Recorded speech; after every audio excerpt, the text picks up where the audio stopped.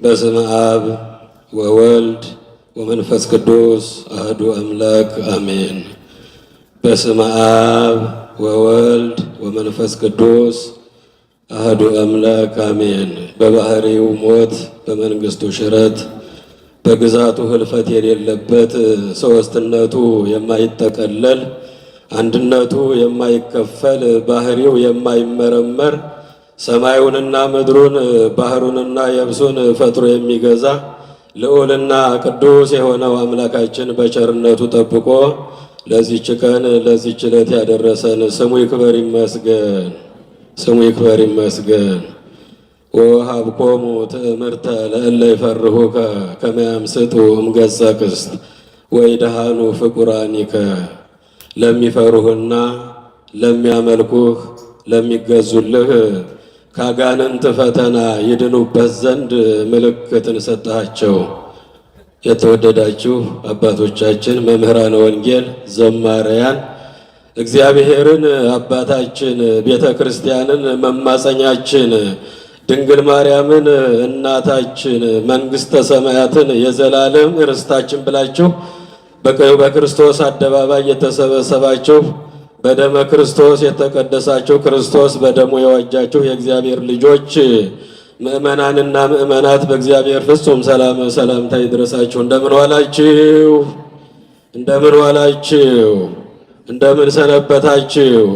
አባታችን ነውና እኛ ልጆቹን፣ እረኛችን ነውና እኛን በጎቹን፣ መምህራችን ነውና እኛን ተማሪዎቹን፣ ንጉሳችን ነውና እኛን ሕዝቦቹን በአባትነቱ በቸርነቱ በረድኤቱ ሁላችንንም ጠብቆ በቅድስናው ስፍራ ለመሰብሰብ ያበቃን፣ በዓለ መስቀሉን ለማክበር ያበቃን፣ ቃሉንም እንድንሰማ የፈቀደልን የአባቶቻችን አምላክ የሁላችን ፈጣሪ ስሙ ይክበር ይመስገን። እንኳን አደረሳችሁ። ወሀብኮሙ ትእምርተ ለእለ ይፈርሁከ ከመ ያምስጡ እምገጸ ቅስት ወይድሃኑ ፍቁራኒከ። የተወደዱ የተከበሩ አባታችን መላከ ሰላም አምደ ወርቅ ደሴ የደብራችን የበላይ ኃላፊ፣ ወሀብኮሙ ትእምርተ ለእለ ይፈርሁከ ከመ ያምስጡ እምገጸ ቅስት ወይድሃኑ ፍቁራኒከ። ለሚፈሩህ ለሚያመልኩህ ለአንተ ለሚገዙልህ ለምእመናን ካጋንንት ፈተና ይድኑበት ዘንድ ምልክትን ሰጠሃቸው። ለሚፈሩህ ለሚያመልኩህ ለአንተ ለሚገዙልህ ለምእመናን ሁሉ ካጋንንት ፈተና ካጋንንት ጾር ይድኑበት ዘንድ ምልክትን ሰጠሃቸው። ይህን ቃል የተናገረው ነቢየ እግዚአብሔር የተባለው ሰባት ሀብታት የተሰጠው ከበጎች መካከል እግዚአብሔር ጠርቶ ሀገር መሪ ያደረገው እግዚአብሔር በራሱ እንደ ልቤ ብሎ የሚጠራው ነቢዩ ንጉሡ ቅዱስ ዳዊት አባታችን ነው።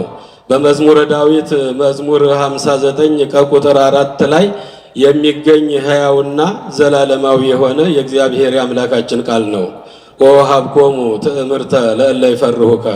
ለሚፈሩህ ለሚያመልኩህ ለአንተ ለሚገዙልህ ለምእመናን ካጋንንት ፈተና ይድኑበት ዘንድ ምልክትን ሰጠሃቸው። አንድም አንተን ብለው ዳዋ ጥሰው ጤዛ ልሰው ከሀገር ምድረ በዳ ከዘመድ ባዳ ብለው ወገናቸውን ዘመዳቸውን ሀገራቸውን ርስታቸውን ትተው በበረሃ ለወደቁ ለባህታውያን ለመናንያን ካጋንንት ፈተና ይድኑበት ዘንድ ምልክትን ሰጠሃቸው። አንድም በመስቀል ምልክት ማማተብን ሰጠሃቸው ይላል በትርጓሜ አባቶቻችን ሲተረጉሙልን። ካጋንንት ፈተና ነፃ ይወጡበት ዘንድ ይድኑበት ዘንድ ለባህታውያን ከዘመድ ባዳ ከሀገር ምድረ በዳ ብለው ዳዋ ጥሰው ጤዛ ልሰው ድንጋይ ተንተርሰው በበረሃ ለወደቁ ለመናንያን ለባህታውያን ካጋንንት ፈተና ይድኑበት ዘንድ አጋንንትን ያባርሩበት ያስወግዱበት ዘንድ ምልክትን ሰጣቸው። የእግዚአብሔር ልጆች ምእመናንና ምእመናን ምልክታችን መስቀል ነው።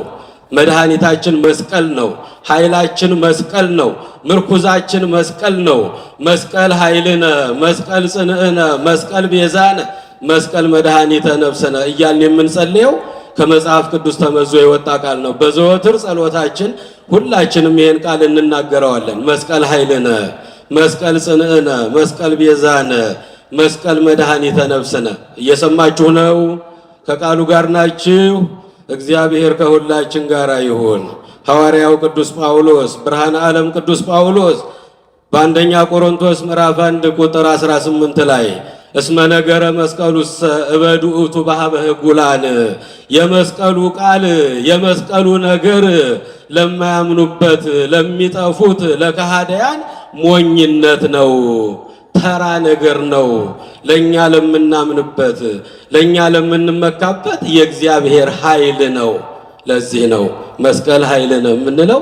ቅዱስ ጳውሎስን መነሻ አድርገን ነው።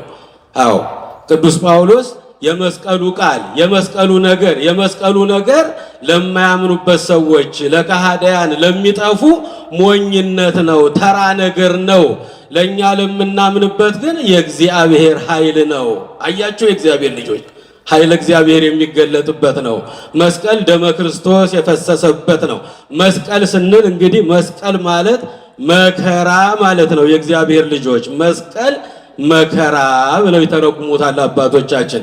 የመጀመሪያውን ፊደል መስቀል የሚለውን መከራውን፣ ግርፋቱን፣ ችንካሩን፣ የሾህ አክሊል መድፋቱን፣ በጦር መወጋቱን፣ በችንካር መመታቱን፣ ልብሱን መገፈፉን፣ ሐሞትና ከርቤ መጠጣቱን፣ ተጠማሁ እያለ ሰባቱን አጽርሐ መስቀል መናገሩን መስቀሉን ስናስብ መስቀሉ ላይ ይሄን እናስባለን። መስቀል ማለት ምን ማለት ነው? መስቀል ማለት ምን ማለት ነው? መከራውን፣ ግርፋቱን፣ ችንካሩን፣ የሾህ አክሊሉን፣ በጦር መወጋቱን፣ የሾህ አክሊል መድፋቱን፣ ደሙ መፍሰሱን፣ ስጋው በላዩ ላይ በመስቀሉ ላይ መቆረሱን፣ ተጠማሁ እያለ መድኃኔ ዓለም በደም ተሸፍኖ መዋሉን የምናስብበት ነው። የእግዚአብሔር ልጆች መስቀልን ስናከብር ይሄን መከራ ማሰብ መቻል አለብን። መስቀሉ ላይ ደም ፈሶበታል። መስቀሉ ላይ ስጋው ተቆርሶበታል። መስቀሉ ላይ እጁን ዘርግቶበታል። መድኃኔ ዓለም በችንካር ተመቶበታል። መስቀል መከራውን፣ ችግሩን፣ ግርፋቱን ያን ሁሉ መከራ በላዩ ላይ የወረደውን መከራ የምናስብበት ነው። ስንተረጉመው ደግሞ ስቃዩን ማሰብ ነው። የእግዚአብሔር ልጆች መስቀሉን ስናስብ መስቀሉ ላይ የዋለልን ብዙ ውለታ አለ። ተከፍሎ የማያልቅ ከአይምሮ በላይ የሆነ ውለታ አለ። 6666 ጊዜ በጅራፍ ተገርፎ ፊቱን በጨርቅ ተሸፍኖ በ580 ወታደር ተከቦ እየሰማችሁኝ ነው። በ580 ወታደር ተከቦ ፊቱን በጨርቅ ሸፍነው መኑ ጸፋአከ ወመኑ ኮራአከ ተነበይ ለነ ክርስቶስ ማንኛችን በጡጫ ማንኛችን በርግጫ መታን እስኪ ተናገር እያሉ ግንድ አሸክመው መድኃኔ ዓለም በምርኩዝ እየሄደ የነበረበትን ያንን የምናስብበት ነው። ስቃዩን፣ መከራውን፣ ግርፋቱን የምናስብበት ነው። ቀን ስንተረጉመው ደግሞ ቀራንዮን እናስባለን። አያችሁ ቤተ ክርስቲያን መሰረቷ የክርስቶስ ደም ነው። ጉልላቷ ደግሞ መስቀል ነው። መስቀሉን ስናይ ክርስቶስን እናየዋለን።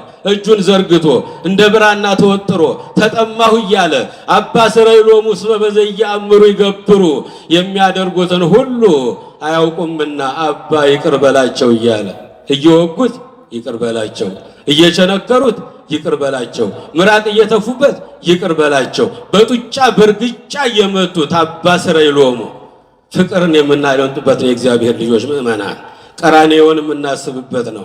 በቀራንዮ ብዙ ምስጢር አለ።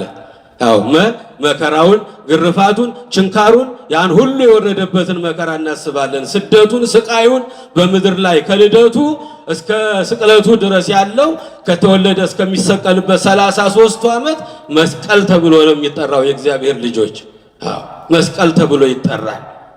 በተወለደ በ2 ዓመቱ በእናቱ ጀርባ ሆኖ በስደት በበረሃ በሸንተረር ፍርኩታ ለፍርኩታ ከተራራ ለተራራ መድኃኔ ዓለም ውሃ ጥም ጸንቶበት ከንፈሩ ደርቆ 3 ዓመት ከ6 ወር ስቃዩን፣ ስደቱን፣ መከራውን የምናስብበት ነው። የእግዚአብሔር ልጆች መስቀል የሚተረጎመው እንደዚህ ነው። ልደቱን እናስባለን። ከተወለደ ጀምሮ እስከሚሰቀል ድረስ መድኃኔ ዓለም ላይ ብዙ መከራ ተፈራርቆበታል። ብዙ መከራ ወርዶበታል። ይሄን መከራ የምናስብበት ነው። የእግዚአብሔር ልጆች ምእመናን እንግዲህ መስቀል ኃይላችን ነው። መስቀል ጽናችን ነው። መስቀል ቤዛችን ነው። መስቀል የነፍሳችን መድኃኒት ነው ስንል በመስቀሉ አጋንንት ወድቀውበታል። አዎ ጥልን በመስቀሉ ነው የገደለው የእግዚአብሔር ልጆች። ጥል የሚባለው ዲያብሎስ ነው። ጥል የሚባለው ክፋት ነው። ጥል የሚባለው ቅንዓት ነው፣ ምቀኝነት ነው፣ ዘረኝነት ነው፣ መለያየት ነው። ያለያያቸው አዳምና ሔዋንን ከእግዚአብሔር ገነት ያወጣቸው፣ ከገነት ያስወጣቸው፣ ከአምላካቸው ከእግዚአብሔር የለያቸው፣ ምድረ ፋይድ ላይ የጣላቸው ዲያብሎስ የተመታበት ነው መስቀል ማለት። መስቀል መከራውን የተቀበለበት መድኃኔ ዓለም ጥልን የገደለበት ጥል የሚባለው ዲያብሎስ ነው። ስለዚህ በስመ አብ ወወልድ ብለን ስናማትብ የእግዚአብሔር እስከ ሌላና ማተባብረ በስመ አብ በሉ እስቲ በስመ አብ ወወልድ ወመንፈስ ቅዱስ አሐዱ አምላክ አሜን። ይኸውላችሁ የእግዚአብሔር ልጆች በስመ አብ ብለን እንዲህ ስናማትብ በአየር ላይ ያሉ አጋንንት ይርዳሉ፣ ይንቀጠቀጣሉ። የእግዚአብሔር ልጆች ምእመናን ወወልድ ብለን መስቀል ሰርተን ወደ ምድር ስናማትብ ምድር ላይ የወደቁ ሰይጣናት መድረሻ ያጣሉ፣ ይርዳሉ፣ ይንቀጠቀጣሉ። ይህን ማወቅ ያስፈልጋል። ይሄ ነው ኃይላችን፣ ይሄ ነው ምርኩዛችን። ወጥተን የምንገባው በመስቀሉ ኃይል ነው የእግዚአብሔር ልጆች። መስቀል መልዕልተ ኩሉ ነገር አለ ቅዱስ ያሬድ አባታችን። መስቀል ከሁሉ ነገር በላይ ነው። ያድነን እምጸር ከጠላታችን ከዲያብሎስ የሚያድነን የከበረ መስቀሉ ነው። በስመ አብ ብለን ወደ ላይ ስናማትብ በአየር ላይ የተንጠለጠሉ ሰይጣናት አጋንንት ይርዳሉ፣ ይንቀጠቀጣሉ። ወወልድ ብለን ወደ ምድር ስንባርክ ምድር ላይ ያሉት መድረሻ ያጣሉ። ወመንፈስ ቅዱስ አሐዱ አምላክ ብለን በግራና በቀኝ ስናማትብ ሊፈትኑን፣ ሊጥሉን፣ ሊያደናቅፉን፣ ክፉ ሊያናግሩን፣ ከሰው ሊያጋጩን የሚመጡ ሰይጣናት 40 ክንድ ይርቃሉ። ክብርና ምስጋና ለመድኃኔዓለም ይሁን። ክብርና ምስጋና ለአምላካችን ይሁን። መስቀሉን የሰጠን የእግዚአብሔር ልጆች መስቀሉ ላይ ድነት አለ። መስቀሉ ላይ ፈውስ አለ። መስቀሉ ላይ እጆቹ ተዘርግተውበታል፣ ደሙ ፈሶበታል። ጥልን በመስቀሉ ገደለ አለ ቅዱስ ጳውሎስ ሐዋርያው። ጥልን በመስቀሉ ገደለ።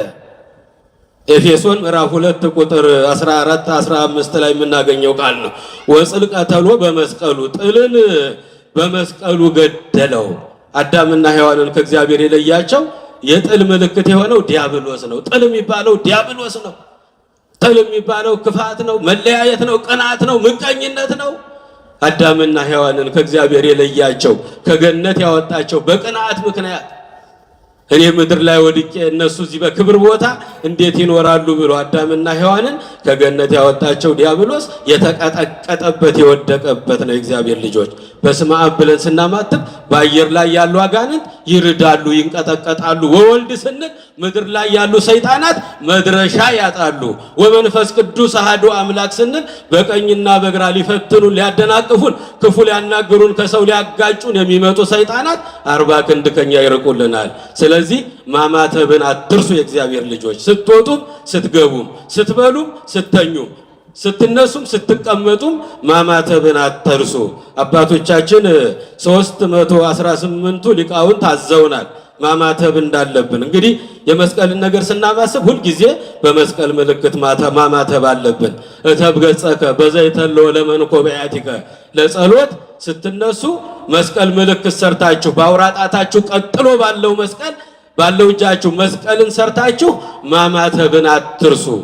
በመጀመሪያ ለጸሎት ስትነሱ አያችሁ፣ ጸሎት ብሂል ተናግሮ ምስለ እግዚአብሔር። ጸሎት ከእግዚአብሔር ከአምላካችን ጋር በቀጥታ መነጋገር ነው። ከእግዚአብሔር ጋር ለመነጋገር ስንጀምር ሐሳባችን እንዳይሰረቅ፣ ልባችን እንዳይበተን፣ እዚህ ጸሎት እያደረግን ልባችን ወደ ቤት እንዳይሄድ በፍትሐ ነገሥት ላይ ጸሎት አፍ ይነዳል፣ ልብ ዕቃ ያሰናዳል ይላሉ አባቶቻችን። እየሰማችሁ ነው? ከቃሉ ጋር ናችሁ? አዎ። ለጸሎት ስንነሳ ማማተብን አንርሳ።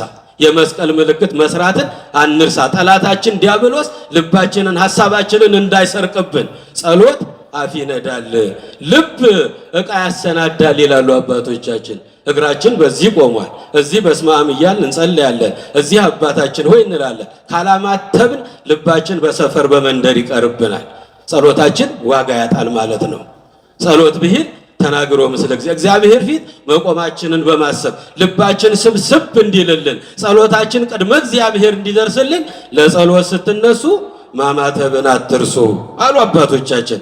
እተብ ገጸከ በዘይተለው ለመንኮበያቲከ የእግዚአብሔር ልጆች ለጸሎት ስትነሱ በስመ አብ ወወልድ ወመንፈስ ቅዱስ አሐዱ አምላክ ልትሉ ስትነሱ እንደዚህ አድርጋችሁ በአውራ ጣታችሁ ቀጥሎ ባለው ጣታችሁ መስቀል ሰርታችሁ ማማተብን በስመ አብ ወወልድ ወመንፈስ ቅዱስ አሐዱ አምላክ ክህደከ ሰይጣን ማለትን አትርሱ ብለውናል አባቶቻችን።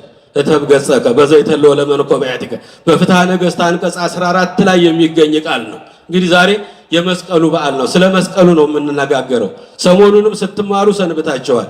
እንግዲህ በመጀመሪያ ለመጸለይ ስንጀምር ከመጸለያችን በፊት ፊታችንን በመስቀል ምልክት መስቀል ሰርተን በእጃችን በስመ አብ ወወልድ ወመንፈስ ቅዱስ አሐዱ አምላክ ካልነው ሰይጣናት ይርቃሉ፣ ይታሰራሉ።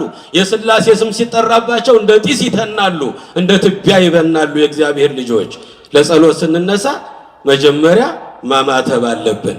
በሁለተኛ ደረጃ ለጸሎት ከቤት ስንወጣ ብዙ እንቅፋት አለ፣ ብዙ መሰናክል አለ። የእግዚአብሔር ልጆች ብዙ መሰናክል እንዳይገጥመን ከቤት ስንወጣ በስመ አብ ወወልድ ወመንፈስ ቅዱስ አሐዱ አምላክ ብለን መንገዳችን እንዲባረክልን፣ ሐሳባችን እንዲባረክልን፣ ያሰብንበት ቦታ እንዲያደርሰን ለጸሎት ከቤት ስንወጣ በስመ አብ ወወልድ ወመንፈስ ቅዱስ አሐዱ አምላክ በስመ ሥላሴ እቀጠቅጥ ከይሴ ብላችሁ ውጡ። የእግዚአብሔር ልጆች ጻድቁ አባታችን ተክለ ሃይማኖት በገድለ ተክለ ሃይማኖት ያነበባችሁ ሰዎች ትኖራላችሁ። ገድለ ተክለ ሃይማኖት ላይ ከዕለታት አንድ ቀን ቅዱሱ ጻድቁ የኢትዮጵያ ብርሃን አቡነ ተክለ ሃይማኖት ከበዓታቸው ሲወጡ ቁመቱ 60 ክንድ የሆነ ዘንዶ አያችሁ። ሰይጣን በብዙ ነገር ይመሰላል። በዘንዶ ይመሰላል፣ በአንበሳ ይመሰላል፣ በጊንጥ ይመሰላል፣ በአራዊት ይመሰላል፣ በመላክ ይመሰላል። አባቶቻችንን ሊያሳስታቸው ሊጥላቸው ብዙ ይደክማል። የእግዚአብሔር ልጆች አባቶቻችን መሳሪያቸው ጸሎትና መስቀል ነበር ይዘው የሚወጡት ከቤታቸው ሲወጡ። አዎ ሰው ይህን ዓለም ቢገዛ ቢነዳ በዓለም ውስጥ ያለውን ሀብትና ንብረት በእጁ ጭብጥ በእግሩ እርግጥ ቢያደርግ በነፍሱ ከተጎዳ ለሰው ምን ይረባዋል? ለሰው ምን ይጠቅመዋል? የሚለውን ቃል ይዘው ሲወጡ የመስቀል ምልክት በብረት ዘንግ ያሰሩና ወይ የእንጨት መስቀል ያሰሩና መስቀል ብቻ ይዘው ይወጣሉ ከቤታቸው። ቤታቸውን እንደተከፈተ ትተው ባዶ እግራቸውን ወደ ገዳም ወደ በረሃ ይገባሉ። ኃይላቸው መስቀል ነው። ሞገሳቸው መስቀል ነው። ትምክህታቸው መስቀል ነው። የእግዚአብሔር ልጆች አባታችን ተክለ ሃይማኖት ከዋሻ ሲወጡ ቁመቱ 60 ክንድ የሚሆን ዘንዶ አፉን ከፍቶ ይጠብቃቸው ነበር፣ ሊያስደነግጣቸው ሊያሳስታቸው። በዘንዶው ላይ አድሮ ሰይጣን ነበር። አያችሁ። እሳቸው ግን አልደነገጡም። አባታችን በያዙት የብርሃን መስቀል በስመ አብ ወወልድ ወመንፈስ ቅዱስ አሐዱ አምላክ ብለው የመስቀል ምልክት ሰርተው እክህደከ ሰይጣን ሲሉት ካህናቱ እስከ ጅራቱ ለሁለት ተሰነጠቀ ይላል። ክብርና ምስጋና ለመድኃኔዓለም ይሁን። የመስቀልን ኃይል አያችሁ። የእግዚአብሔር ልጆች እየሰማችሁ ነው? ከቃሉ ጋር ናችሁ? እግዚአብሔር ከሁላችን ጋር ይሁን። የልባችንን ደጅ ክፈትልን።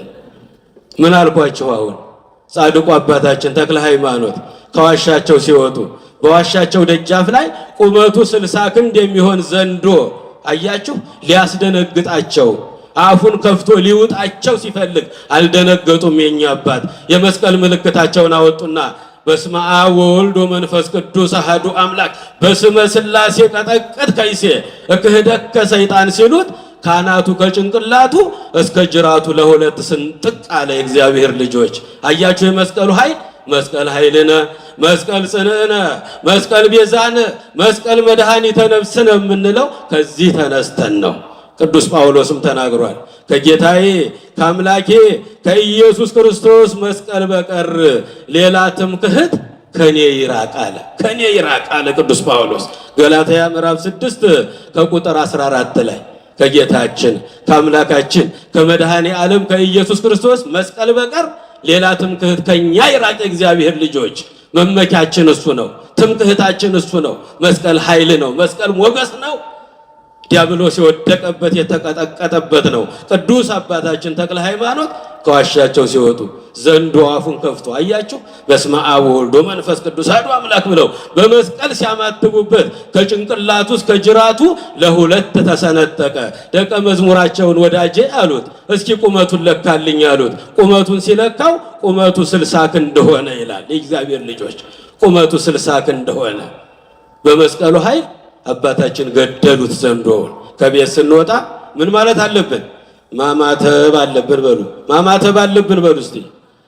ከቤት ስንወጣ የመጀመሪያው ከቤት ስንወጣ አማትበን መውጣት አለብን። ችግር እንዳይገጥመን፣ እንቅፋት እንዳያገኘን፣ ሰይጣን መንገድ ላይ አድብቶ እንዳይጥለን፣ እንዳያደናቅፈን፣ ከሰው ጋር እንዳያጋጨን በስመ አብ ወወልድ ወመንፈስ ቅዱስ አሐዱ አምላክ ብለን በመስቀል ምልክት ከቤት አማትበን እንውጣ። የእግዚአብሔር ልጆች ወደ ቤታችንም ስንገባ አማትበን እንግባ። ክፉ ነገር እንዳንሰማ፣ ክፉ ነገር እንዳያገኘን፣ በቤታችን ሰላም እንዲገባልን በመስቀል ምልክት በሰላም ያወጣኸኝ በሰላም ያገባኸኝ መድኃኔዓለም ብለን በስመ አብ ወወልድ ወመንፈስ ቅዱስ አሐዱ አምላክ ብለን ቤታችንን ባርከን እንግባ። እየሰማችሁ ነው? ከቃሉ ጋር ናችሁ? እግዚአብሔር ከሁላችን ጋር ይሁን። በዜና አበው ላይ የተጻፈ አንዲት ታሪክ ልንገራችሁ። አንድ ቅዱስ አባት ነበሩ፣ በዋሻ የሚኖሩ ከእግዚአብሔር ጋር የሚነጋገሩ አንድ ቅዱስ አባት ነበሩ ይላል ዜና አበው ላይ።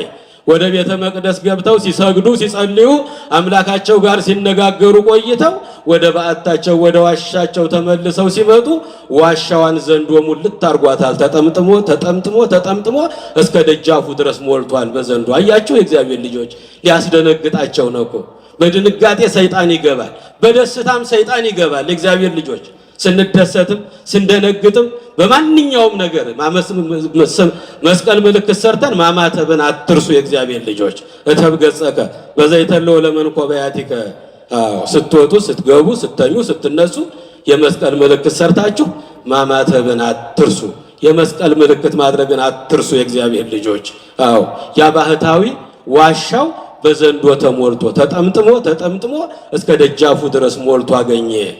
ሊያስደነግጠው ገብቶ ሰይጣን በዘንዶ አድሮ ያን ጊዜ በስመ አብ ወወልድ ወመንፈስ ቅዱስ አሐዱ አምላክ ብሎ መባረክ ለምዶ ነበርና ወጥቶ ሲገባ በሚባርከው ጊዜ እንደ ጢስ ተኖ እንደ ትቢያ በኖ ጠፋለት ይላል። ክብርና ምስጋና ለመድኃኔዓለም ይሁን። አሜን አትሉም እንዴ? ኧረ አሜን በሉ። ከቤት ስንወጣ አባታችን ተክለ ሃይማኖትን ምሳሌ አድርገን ማማተብ አለብን።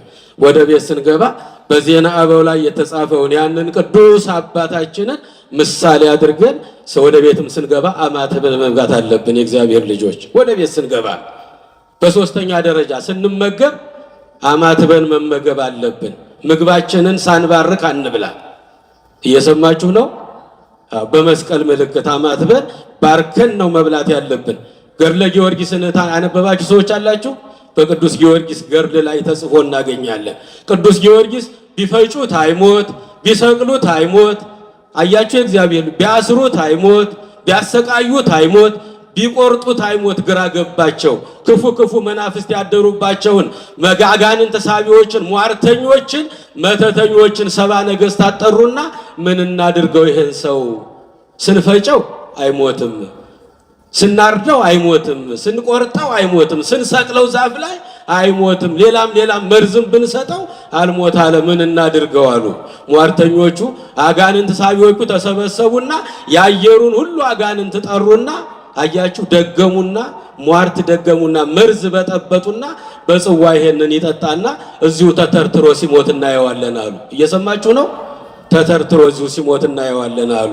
ያን ጊዜ ተዘጋጀለት ለቅዱስ ጊዮርጊስ። የሟርተኞቹ ያጋንንት የመተተኞች ሁሉ ተሰብስበው ያጋንንትን ስም ሁሉ ጠርተው በጽዋ አድርገው መርዝ በጥብጠው ሰማዕቱ ጊዮርጊስን በምንም አልሞት ያላቸውን በመርዝ ሊገሉት ፈለጉ።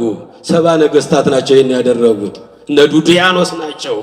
በዚህ ጊዜ መርዙን በጥብጠው የሚገባውን ያጋንንት ስም ጠርተው በሪህን ጠጣና ዳን አሉት። እጁን ወደ ኋላ አስረውት ነበር። እየሰማችሁ ነው? ማማተቢያ እጁን ታስሮ ስለነበረ እንደዚህ አድርጎ በፊቱ ባገጩ በስመ አብ ወወልድ ወመንፈስ ቅዱስ አሐዱ አምላክ እክህደከ ሰይጣን፣ ሰይጣንን እክዳለሁ በስላሴ አምናለሁ አለና እፍ አለበት። እፍ ሲልበት ወደ እርጎነት ተቀየረለት። የእግዚአብሔር ልጆች ክብርና ምስጋና ለመድኃኔዓለም ይሁን። ወደ እርጎነት ተቀየረለት። ያን ጊዜ አንስተው ጋቱት። ደቅ አርጎ ቅዱስ ጊዮርጊስ ያንን መርዝ ጠጣው። ፊቱ ከፀሐይ 7 እጅ አበራ ይላል። ክብርና ምስጋና ለመድኃኔዓለም ይሁን። ምን ስላደረገ ነው? በመስቀል ምልክት ስላማተበ ነው። እየሰማችሁ ነው? በመስቀል ስላማተበ ነው። በስመ አብ ወወልድ ወመንፈስ ቅዱስ አሐዱ አምላክ እክህደከ ሰይጣን፣ ሰይጣንን እክዳለሁ በስላሴ አምናለሁ ብሎ እፍ አለበት። ያን ጊዜ አንስተው ሲሰጡት ጠጣው። ሲጠጣው ፊቱ ከፀሐይ 7 እጅ አበራ፣ እንኳን ሊሞት። የቅዱስ ጊዮርጊስ ፊት እንደ ፀሐይ ቦጋ አላበራ ይላል። ክብርና ምስጋና ለመድኃኔዓለም ይሁን። የእግዚአብሔር ልጆች ስትበሉ ስትጠጡ ማማተብን አትርሱ። መስቀል ምልክት ማማተብን አትርሱ። እተብ ገጸከ በዘይተሎ ለመንኮባያቲከ፣ ስትወጡ ስትገቡ፣ ስተኙ ስትነሱ፣ ለጸሎትም ስትቆሙ በመስቀል ምልክት በአውራ ጣታችሁ ቀጥሎ ባለው ጣታችሁ መስቀል ሰርታችሁ ማማተብን አትርሱ። መስቀል አጋንንት የሚወድቅበት ነው። አጋንንት የተዋረደበት ነው። አያችሁ፣ ጥልን በመስቀሉ ገደለ የተባለው ለዚህ ነው። ጥልን በመስቀሉ ገደለ። ጥል የተባለው ዲያብሎስ፣ ጥል የተባለው ክፋት፣ ጥል የተባለው ቅንዓት፣ ጥል የተባለው ምቀኝነት፣ መለያየት፣ ዘረኝነት፣ እነዚህ ሁሉ የሚወድቁት በመስቀል ምልክት ስናማትብ ነው። የእግዚአብሔር ልጆች በአራተኛ ደረጃ የሚያስደነግጥ ነገር ስናይ ልናማትብ ይገባናል። መደንገጥ የለብንም።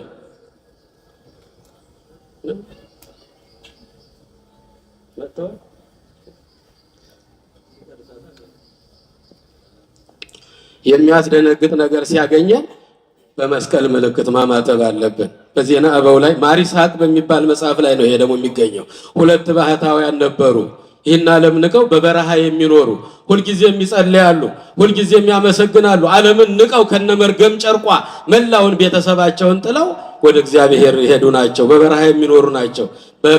በምኞታቸው ግን አንድ ነገር ይመኙ ነበረ። ፈጣሪያችን ሆይ የጽድቅ አባት የሆነውን 10ኛው ማዕረግ ላይ የደረሰውን አባ ሙሴ ጸሊምን እባክህ አሳየን እያሉ ይጸልዩ ነበረ። ማንን አሳየን እያሉ? ሙሴ ጸሊም የሚባለውን 10ኛው ማዕረግ ላይ የደረሰውን ኢትዮጵያዊ ነው። ጥቁሩ ባህታዊ ነው። የእግዚአብሔር ልጆች ወደ ግብፅ ወርዶ ለቅድስና ለክብር የበቃ ሽፍታ የነበረ ወንጀለኛ የነበረ ነው። እግዚአብሔርን ፈልጎ ኢትዮጵያን ትቶ ወደ ግብፅ ገዳማት ወደ እዛ ገብቶ እዛ ለክብር የበቃ ትልቅ አባት ነው። 10ኛው ማዕረግ ላይ የደረሰ ነው። እሱን አሳየን እባክህን እያሉ 2ቱ መነኮሳት ባህታውያን ይጸልዩ ነበረ። አያችሁ፣ ሰይጣን በዚህ ያደምጣቸው ነበረ። በሱ ተመስሎ ሊመጣባቸው ነው። በሱ ተመስሎ መጣና ሽማግሌ መስሎ አረጋዊ መስሎ ጺሙን አንጀርጎ ምርኩዙን ይዞ እያነከሰ መጣና እንዴት ዋላችሁ ልጆች አላቸው። ሰይጣን የብርሃን መልአክ ይመስላል። አንዳንድ ጊዜ ራሱን ይቀይራል፣ ይለውጣል። እንዴት ዋሉ አባታችን አሉት። እግዚአብሔር ይመስገን ጥሩ ነው። ጾማችሁ፣ ጸሎታችሁ፣ ልመናችሁ ቅድመ እግዚአብሔር ደርሶላችኋል። ነገር ግን ሽማግሌ አባታችሁን እኔን ማጠይቁኝ ለምንድን ነው አላቸው። ማን ይባላሉ ሲሉት እኔ እኮ ሙሴ ጸሊም ነኝ አላቸው። ማን ነው ይሄን የሚላቸው?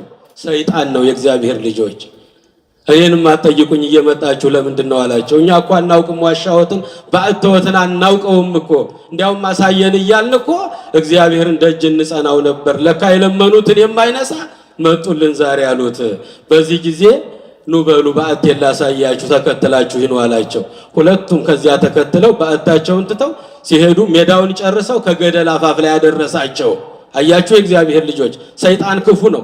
ከገደል አፋፍ ላይ አድርሶ ደመና ጠቀሰና በደመና ተቀምጦ በሉ ባዕቴ በዚህ ወርዶ ያንን ባህር አልፎ ነው በዚያ ስንዞር ሰዓቱ ይመሽብናልና በሉ በዚህ ከኔ ጋር በደመና ተጭናችሁ እንውረድ አላቸው። አንደኛው ዘለለና አብሮት ተቀመጠ ከሰይጣኑ ጋራ ሙሴ ጸሊም ላይ ብሎ ከመጣው ጋራ።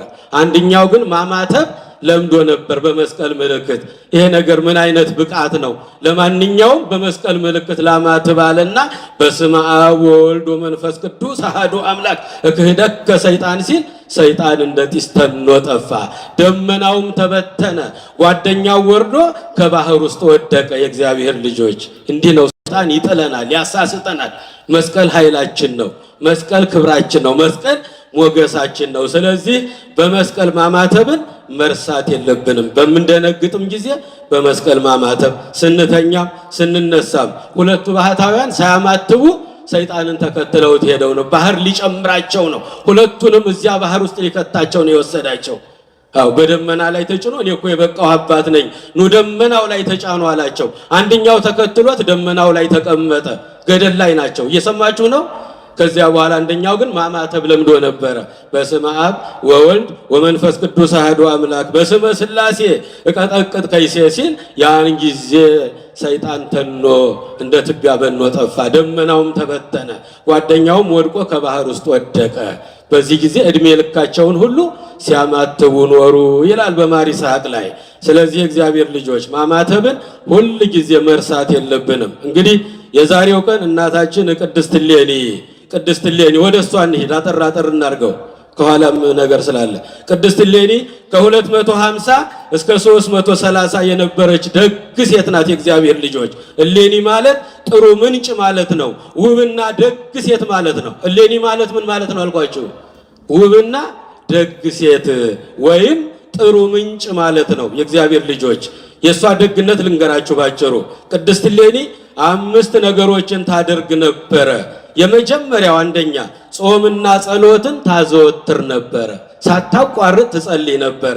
ሳታቋርጡ ጸልዩ፣ በሁሉ ነገር አመስግኑ። በመከራም ስታመሰግን የኖረች ናት። ብዙ መከራ የደረሰባት ናት።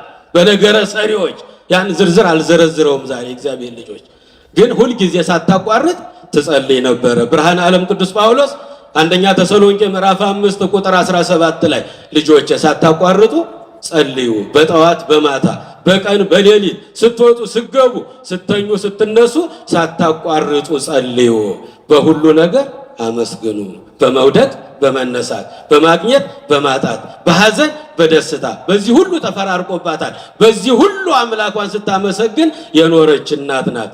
ጾምና ጸሎትን ሁል ጊዜ ታዘወትር ነበር፣ የመጀመሪያ ስራዋ። ሁለተኛው እግዚአብሔርን በፍጹም ልቧ ታመልከው ነበረ። ሕጉንም ትጠብቅ ነበረ። እየሰማችሁ ነው? ሕጉንም ትጠብቅ ነበረ። እግዚአብሔርን በፍጹም ልቧ ትፈራ፣ አምላኳንም ብቻ ታመልክ ነበረ። በሶስተኛ ደረጃ ለድሆች ትራራ ነበረ።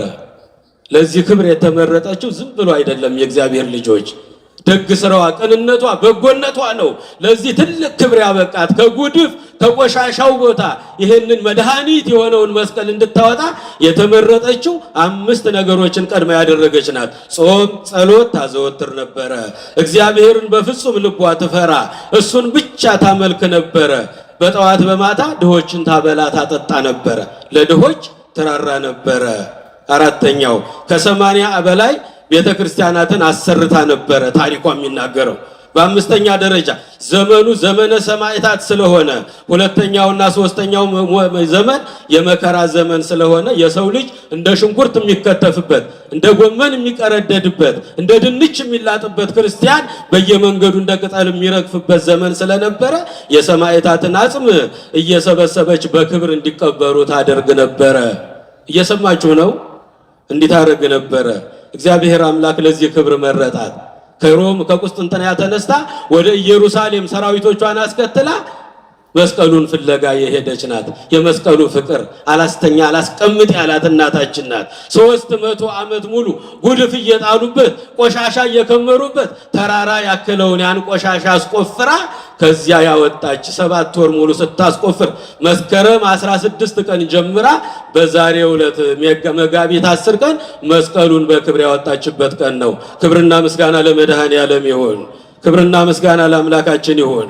መስቀሉን ከጉድጓድ ከተቆፈረበት ከተረሳበት ጉድፍ ከተጣለበት ያወጣችው ይህንን 5 ነገር ትሰራ የነበረች በደግነቷ የታወቀች የእግዚአብሔር ማደሪያ የነበረች ሰው ናት። የእግዚአብሔር ልጆች መጽሐፈ ምሳሌ ምዕራፍ 31 ቁጥር 29 ላይ ቆንጆ ናት፣ ውብ ናት ብያችኋለሁ አይደለ? ውበት ሐሰት ነው፣ ደምግባትም ከንቱ ነው። እግዚአብሔርን የምትፈራ ሴት ግን ከሁሉ በላይ ናት። እሌኒ ከሁሉ በላይ ናት። ውበት አላት፣ ደምግባት አላት፣ በጎ ስራ አላት። ሃይማኖቷ ደግሞ ከሁሉ በላይ። ውበት ሐሰት ነው፣ ደምግባት ከንቱ ነው። እግዚአብሔርን የምትፈራ ሴት ግን ከሁሉ በላይ ናት። እሌኒን ከሁሉ በላይ ያደረጋት በጎ ስራዋ ነው። የእግዚአብሔር ልጆች በጎ ስራዋ ነው። በብዙ መከራ ያለፈች ብዙ መከራ የተፈራረቀባት ናት። ይህንን መስቀል ያወጣችልን 7 ወር ሙሉ ስታስቆፍር ከርማ በእግዚአብሔር ቸርነት መስቀሉ መጋቢት 10 ቀን በዛሬው ቀን ከዚያ ከጉድፍ ቦታ የወጣበት ቀን ነው። የእግዚአብሔር ልጆች የምናከብረው በዚህ ምክንያት ነው። እንግዲህ ዮሐንስ አፈወርቅ የሚባል በተግሳጹ ላይ እንዲህ ይላል፣ በመስቀል ክርስቶስ ተሰቀለ፣ ዲያብሎስ ግን በመስቀሉ ተገደለበት። ለዚህ ነው ቅዱስ ጳውሎስ ጥልን በመስቀሉ ገደለ ያለው። ዮሐንስ አፈወርቅም በድርሳኑ በመስቀሉ ላይ ክርስቶስ ተሰቀለበት፣ ዲያብሎስ ደግሞ በመስቀሉ ላይ ተገደለበት። ክርስቶስ እጆቹን በመስቀሉ ላይ ዘረጋ። በዚህ ጊዜ የዓለም ድህነት ሁሉ ተፈጸመ። ክርስቶስ በመስቀል ላይ ተቸነከረ፣ ነፍሳትንም ከሲኦል እስር ቤት በሙሉ አወጣቸው። ክርስቶስ በመስቀል ላይ ዋለ፣ የሰው ልጆችም ከባርነት ቀንበር ነፃ አወጣቸው። ክብርና ምስጋና ለአምላካችን ይሁን። ወወሀብኮሙ ትእምርተ ለእለ ይፈርሁከ ከመ ያምስጡም ገጸ ቅስት ወይድሃኑ ፍቁራኒከ፣ ለሚፈሩህ ለሚያመልኩህ ለአንተ ለሚገዙልህ ከአጋንንት ፈተና ይድኑበት ዘንድ ምልክትን ሰጣቸው አለ። ምልክታችን መስቀል ነው። አርማችን መስቀል ነው። መድኃኒታችን መስቀል ነው። ሞገሳችን መስቀል ነው። መስቀል ኃይልነ፣ መስቀል ጽንዕነ፣ መስቀል ቤዛነ፣ መስቀል መድኃኒተ ነፍስነ። ያስተማረን የመከረን የገሰጸን የአባቶቻችን አምላክ ስሙ ይክበር ይመስገን። የሰማነውን ቃል እግዚአብሔር በልቦናችን ይጻፍልን። 30፣ 60፣ 100 ፍሬ አፍርተን የስሙ ቀዳሾች የመንግስቱ ወራሾች ለመሆን ያብቃን። የሁላችንን መጨረሻ እግዚአብሔር ያሳምርልን። ተሰብስበው ነበር ተበተኑ ከማለት እግዚአብሔር ይሰውረን። መጨረሻችንን ያሳምር እግዚአብሔር።